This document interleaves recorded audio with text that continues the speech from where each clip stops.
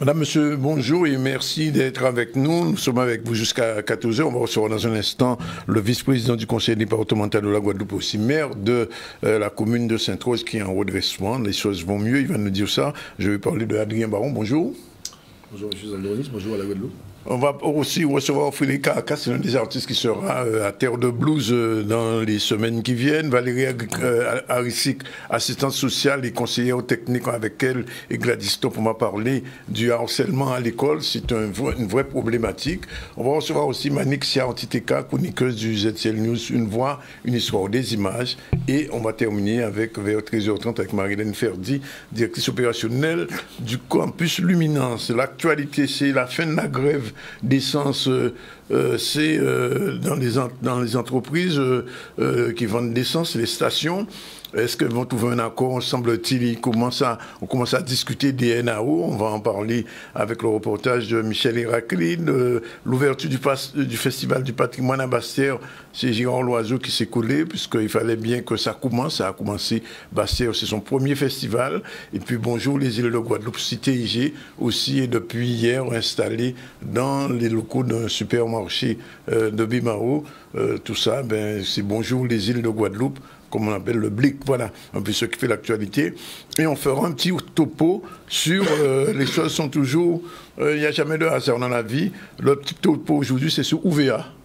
Ce qui s'est passé à UVA il y a quelques années. Et comme par hasard, le maire qui est avec nous porte une tenue qui n'est pas une tenue guadeloupéenne. Il va nous expliquer ça tout à l'heure. Voilà un petit peu ce qui fait l'actualité. Merci d'être avec nous. Alors, Monsieur Baron, merci d'être là. Nous longtemps de attendre vous, longtemps de pour faire vin. Et j'ai entendu un jour, vous avez annoncé, la commune de Sainte-Rose se porte mieux. Alors, comment vous avez réussi, entre guillemets, ce miracle? Puisque vous avez trouvé combien, le déficit est de combien? 20 millions de 20 millions de déficit. Et en moins de 4 ans, vous avez pu résorber ça? Comment vous avez 2 fait? ans. Oui, comment 2 ans? 2 ans. 2 ans. Mais parce que, bon, alors, tu as raison, hein, effectivement, les pronostics, en tout cas, toutes les prévisions et toutes les courbes qu'on pouvait nous dicter à l'époque par tous les économistes, tous les financiers, nous donnaient effectivement un redressement pour au moins 4, 5, 6 ans, oui, au regard de la situation. En réalité, ce qu'ils avaient certainement sous-estimé, c'était la capacité de la ville à créer des recettes nouvelles, ça c'est extrêmement important, et puis sa capacité aussi à faire des économies sur le courant.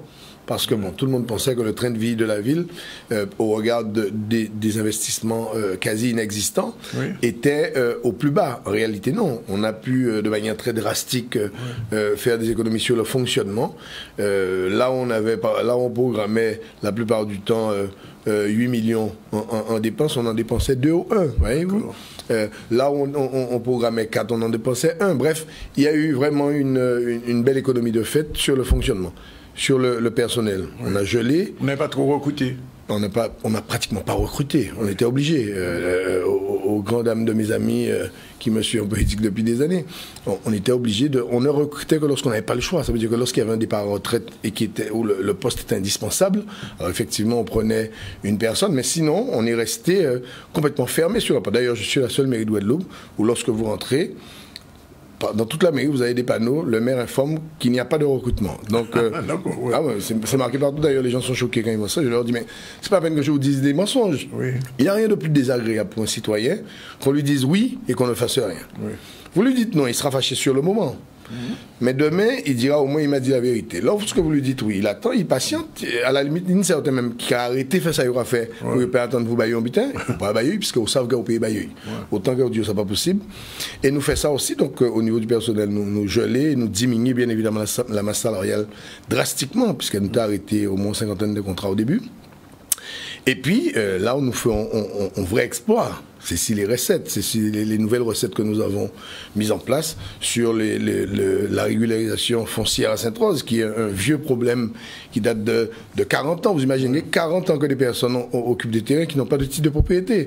Oui. Parce que bon, ça a été un enjeu électoral pendant un certain nombre de temps. Donc nous, ce qu'on a fait, c'est qu'on a dit aux gens, on a eu un discours franc avec eux. Bon, écoutez, voilà, payez votre terrain, au moins vous aurez votre titre de propriété. Et au prix où vous le payez finalement, ça représente 3 fois rien au regard, puisqu'on vendait le terrain à 15 €. On vend encore le terrain à 95 € le mètre carré. Donc avec ça, on a fait une belle avancée, et puis nous avons été aidés, il faut être honnête, nous avons été aidés également par la région, le département, et puis le plan quorum. Il n'y a pas eu de quorum, mais il y a eu un quorum. Il y a eu un quorum, un quorum de 800 000 € par an. Alors, c'est pas avec ça que vous allez régler 20 millions, mais enfin, je veux dire que bon, ça met quand même un peu de beurre dans les épinards, il faut le reconnaître. Et donc voilà. Et avec cette politique drastique, ben, nous avons pu, en très peu de temps, dégager des marges très importantes sur le budget principal. Et puis, nous sommes la première collectivité de Guadeloupe à avoir bouclé définitivement son budget de l'eau, puisque nous étions en régie. Eh bien, on a bouclé et on a finalisé le budget de l'eau et on l'a clôturé. Donc, on a absorbé évidemment 12 millions de déficit.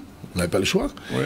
Mais ça nous a permis également de terminer avec ce budget-là qui gangrénait la ville depuis un certain nombre d'années. Mais alors, quand vous arrivez à ce stade-là, est-ce que la CRC s'est déjà prononcée? Parce que j'étais l'autre jour à la réunion de la Chambre régionale des comptes qui était venue en Guadeloupe, le grand patron, il disait que beaucoup de communes sont encore en difficulté. C'est ça. Tout à fait, puisque le dernier constat, le dernier rapport de la Chambre régionale des comptes date de fin 2023. Donc la Chambre régionale des comptes va prochainement, certainement au mois de juin, faire un rapport sur la situation actuelle.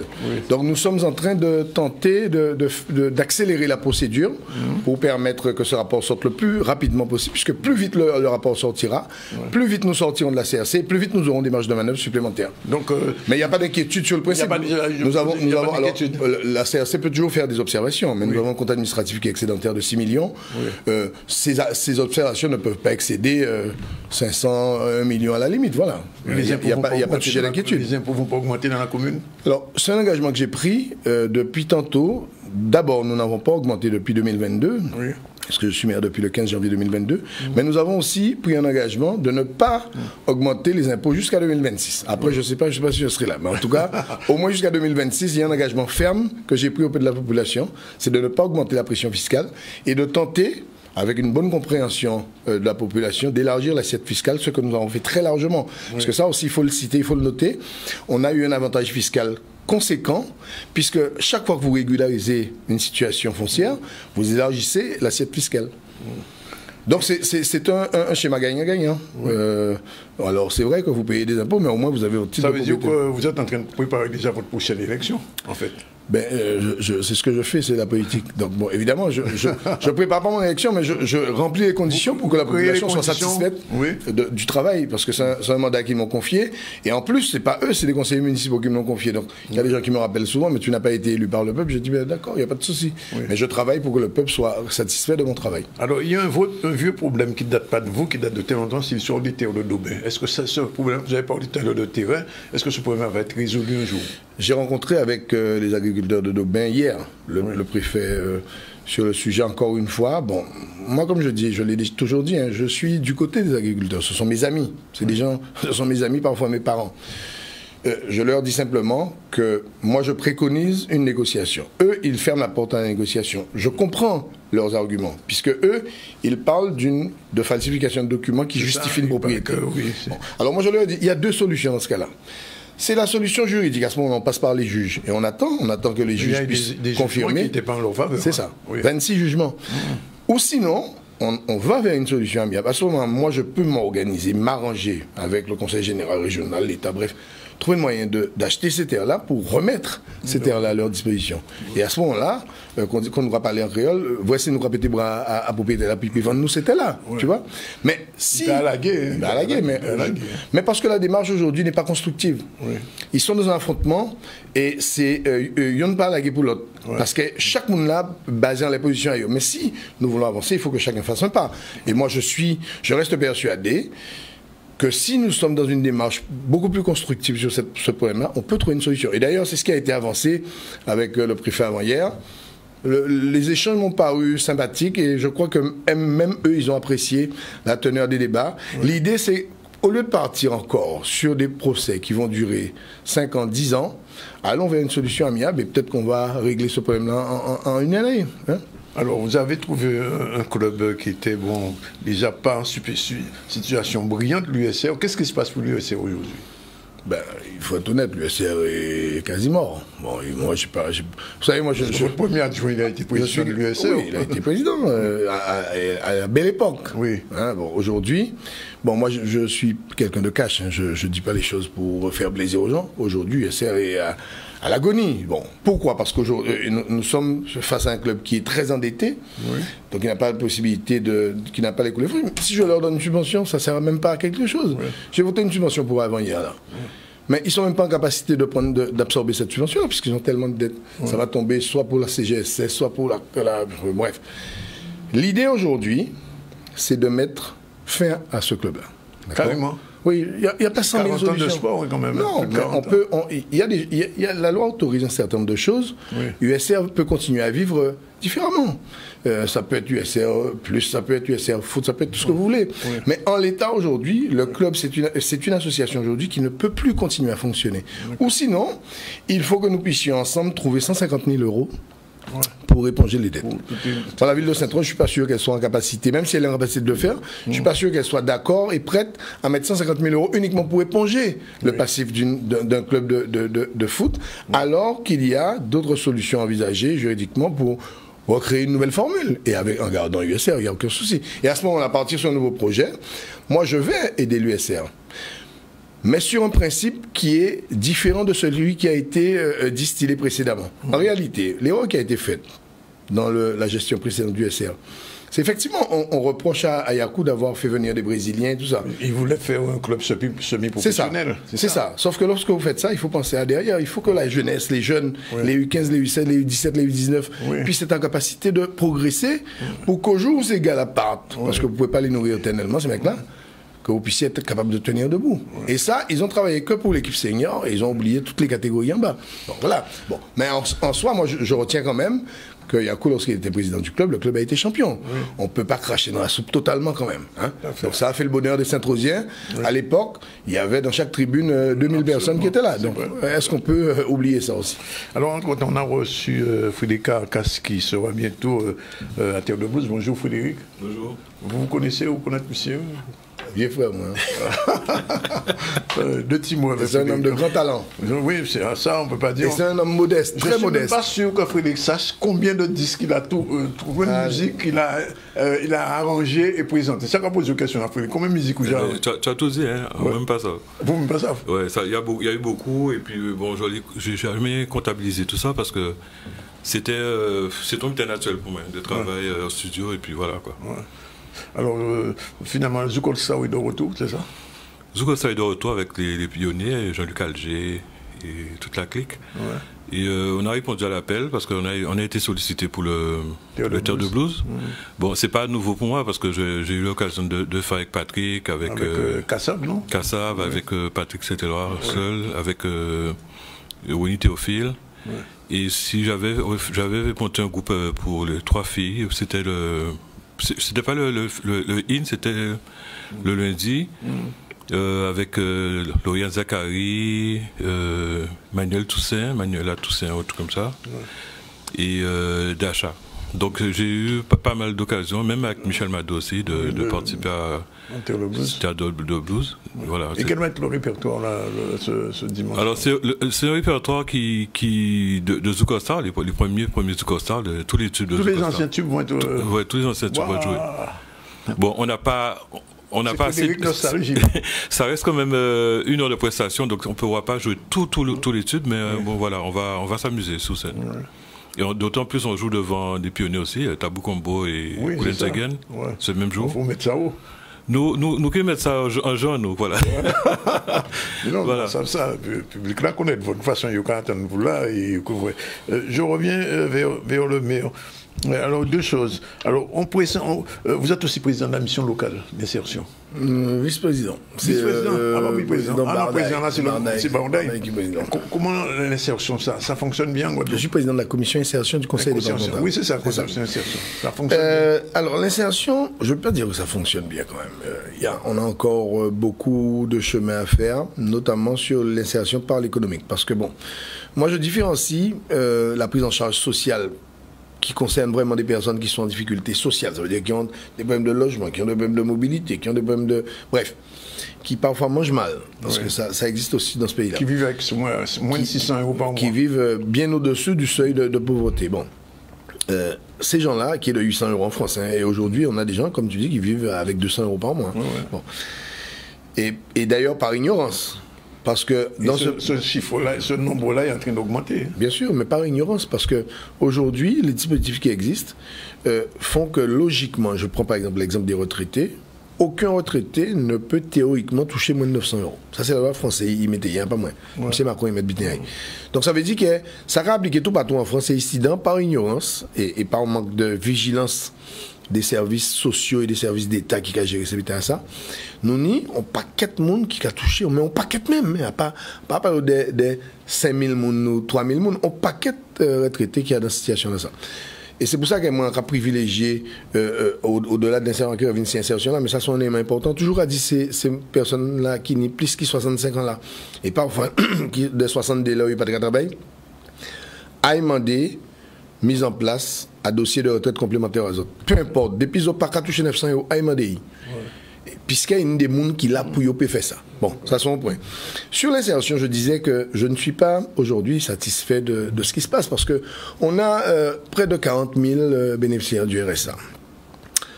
Et tu parlais tout à l'heure de mission locale. Et de la même manière, au niveau de la mission locale, on a 25 000 jeunes qui sont en difficulté. Et j'ajoute 25 000 personnes qui dépendent de la banque alimentaire qui est en train de faire aujourd'hui une opération. Tout à fait. Ça fait beaucoup, hein, quand même. Ça fait énormément de gens qui sont dans la misère. 380 000 personnes, nous j'ai l'impression de tirer la population. Bien sûr, bien sûr. Parce qu'en fait, en réalité, nous n'y, en pays là, ça 138 000 actifs. Ouais. C'est tout. Ça veut dire que là où tu 138 000 actifs là, ça, car resté 200 000 personnes, 250 000 personnes qui en arrivent là. Qui en arrivent là. Soit ils auraient traité de manière très faible, ou sinon ils en arrivent là. Et ça, il faut trouver des solutions pour ces gens-là. Et moi, comme on a dit, à pas toujours les solutions qu'ils voient dans nous, qui maquillent dans des butins qui a produit pour cercle occidental qui a fonctionné ici. Donc nous avons appliqué systématiquement des mesures que c'est pour avoir nous sans demander des spécifications par rapport à territoire en nous, par rapport à gisement potentiel d'emploi en nous, par rapport à organisation sociale en nous.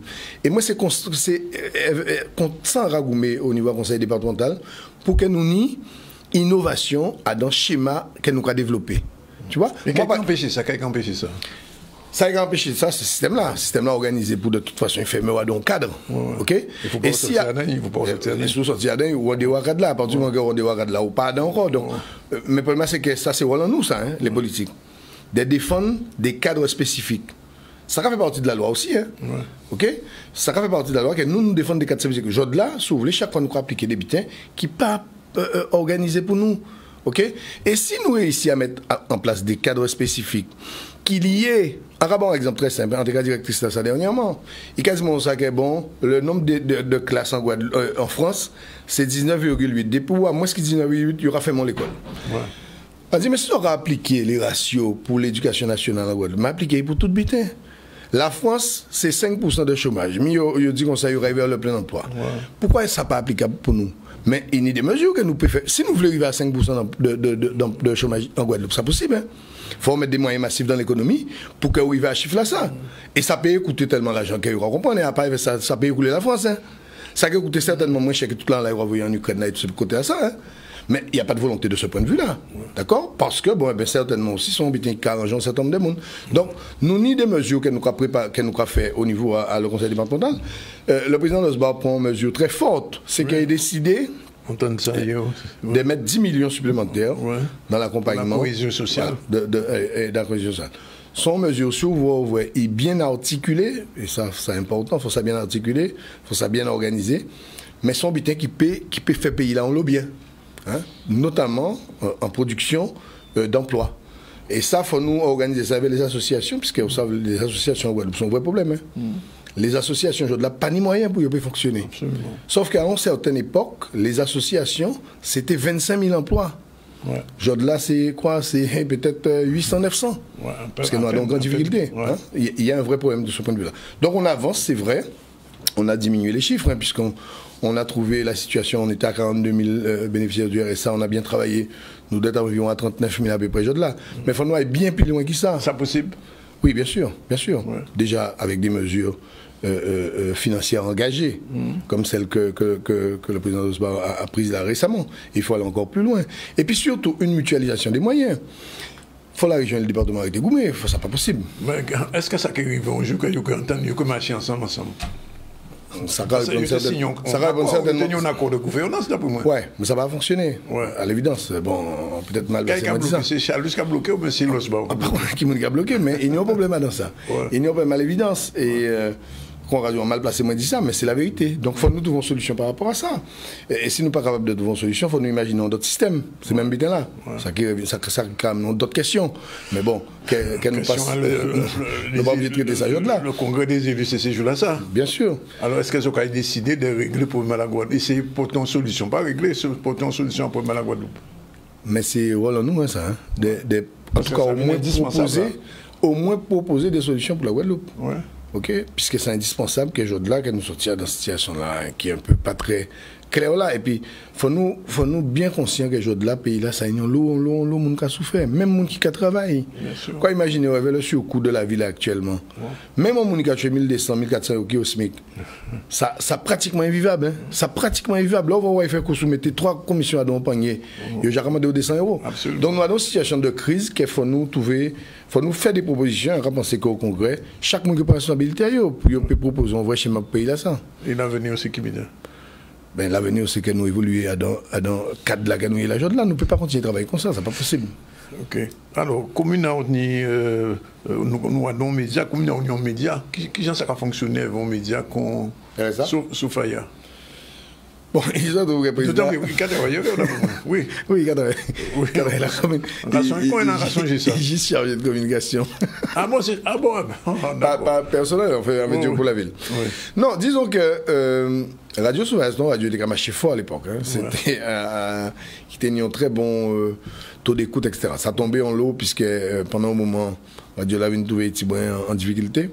Là, ça, moi, en cas proposé, sans proposer en Gassami qui est président ça, c'est de dire, bon, voilà, moi, on n'a pas qu'à faire inclusion en radio là. Ça veut dire qu'on ne veut pas que la mairie vienne trouver un espèce de propriétaire ou un radio là. C'est baillot moyen pour retrouver un taux d'écoute et une programmation qui est intéressant. Et donc, pour ça, nous travaillons des moyens au niveau de la politique de la ville, nous travaillons des moyens. D'après ça a été dit, moi, son Gassami, il faut former les gens, d'après moi. Oui, il faut former les gens. C'est ça. Il y a des gens qui apprennent d'abord en stage, il y a des gens qui apprennent en adulte, il y a des gens qui apprennent en PEC. Donc, il y aura pas de manœuvre. Il y aura pas de manœuvre. Il y a actif quand même. Et il y a servi aussi leur business. C'est-à-dire que souvent, une manifestation, même si tout d'écoute, il n'y a pas contre incident, mais enfin, il y a eu des toits fidèles aussi quand même. Tout à fait. Des toits fans qui ont fonctionné. Et l'idée, puisque depuis Mitterrand a créé le principe de radio libre, c'était ça, c'est que force habitat à ça vive. Et il faut y exister. Il faut nous toujours faire attention que nous ne pas tuer par les politiques publiques que nous ramenons. C'est ça.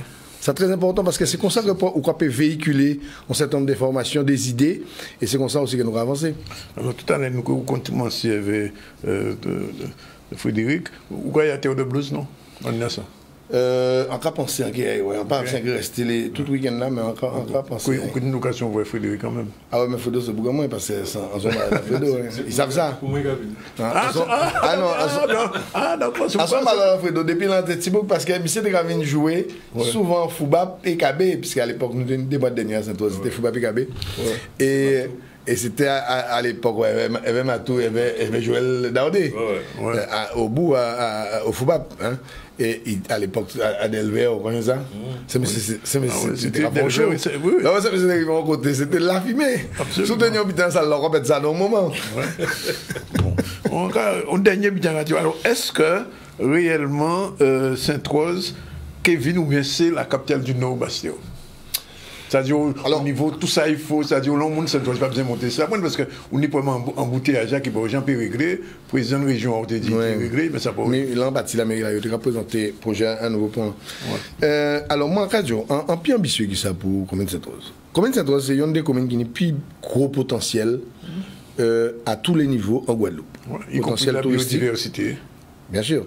Potentiel touristique, potentiel géographique, potentiel agricole. Maritime aussi. Maritime. Nous et voilà. Donc, nous n'avons pas la capacité d'être la capitale du Nord-Ouest. On a pensé que nous sommes la capitale du Nord-Ouest. Ah, d'accord. Ne serait-ce que institutionnellement, nous capitale à le Nord-Ouest. C'est la commune centre. C'est le premier côté, les colons de Baguette. Bien sûr. et nous avons une vraie histoire de point de vue là, ça. Absolument. On savent que toute Ouest à Saint-Ouen, c'est un site amérindien. Ouais. Ça veut dire qu'on ne peut pas construire une case d'assaut, pas fouiller pendant au moins 6 mois, etc. Donc il y a un vrai patrimoine sur ça et nous avons des atouts géographiques, historiques, culturels que nous pouvons mettre en place. Saint-Ouen, c'est aussi le berceau du Gros Cas. Bon, il y a plein de choses qu'on peut valoriser et nous avons l'ambition, effectivement, d'abord de remettre cette commune dans un état sain, ce qui est aujourd'hui le cas, me semble-t-il. J'attends que ça soit définitivement confirmé, mais enfin, je n'ai pas d'inquiétude sur ça. Et puis, se lancer réellement dans un vrai schéma d'aménagement. On est la commune qui a le plus de foncier disponible. Il ne faut pas le nier, c'est pas n'importe quoi. On est une façade maritime qui est ouverte sur l'ensemble du territoire, sur toutes les îles de la Caraïbe. Montserrat, tout près de nous, Antique, tout près de nous. Bref, nous, c'est commune qui est en Guadeloupe, qui est plus près à le continent américain, à vol d'oiseau. C'est la Guadeloupe, alors. C'est aussi la Guadeloupe. Donc nous avons un vrai projet, pour Saint-Rose, pour nous faire en sorte que le territoire là ça bouge. Il y avait pas là. Nous avons un projet d'aéroport aussi, d'aérodrome aussi à Saint-Rose qui a déjà déposé pour nous, pas pour des gros avions, mais nous avons ça. Nous avons un projet à Sofaya que nous voulons développer de manière très rapide, puisque nous avons enclenché ça vers la CNBT. Nous avons redynamisé, vous savez que Saint-Rose, c'est le dernier pôle de développement dans le schéma d'aménagement régional, dernier pôle d'équilibre. Donc ça veut dire que c'est celle côté là qu'on peut envisager un développement différent qui existait. Nous avons réservé des 200 hectares de terre à Olivier qui, là, poupée, créer du développement économique. Donc nous allons mettre tous ces leviers là en place. Deuxième point, là, qu'on a fait effectivement, parce que ça vient en priorité actuellement. Donc avec tout ça, nous pouvons mettre Saint-Ouen sur orbite. Dernier mot là, c'est juste un petit mot, donc ça veut dire qu'on est parti pour 3 mandats. En partie pour là. Oui. Et si on est d'accord, il y a un bon d'autres. Mais après, nous comprenons. En tout cas, on y travaille pour 3 mandats, oui. Merci Adrien Baron, merci d'être venu. Il faudrait que nous pouvons finir vers où là. Nous que fait deuxième partie là vers aussi. Et Adrien, à don d'autres soleil. À très bientôt. Et comme l'ambé là, où que parler des OVA, effectivement, là, on linge qui a représenté le drapeau calédonien. Parce que c'est des hommes solides. C'est des boucs qui. Yo pas patriote, yo pas contradictoire, yo pas dogmatique, mais yo ni patriote au sens même étymologique. Ça veut dire l'attachement sentimental au territoire. Ça veut dire même mon feuille papier qui tombait là, il y a ramassé avant qu'il salit. Donc, Tchébé Foy, merci encore Danick et bon force venir. On prend la première pause, il est 12h58, on retrouve tout à l'heure Frédéric Casse-Valérie ici qui Gladys Top. Merci Monsieur Baron et à bientôt.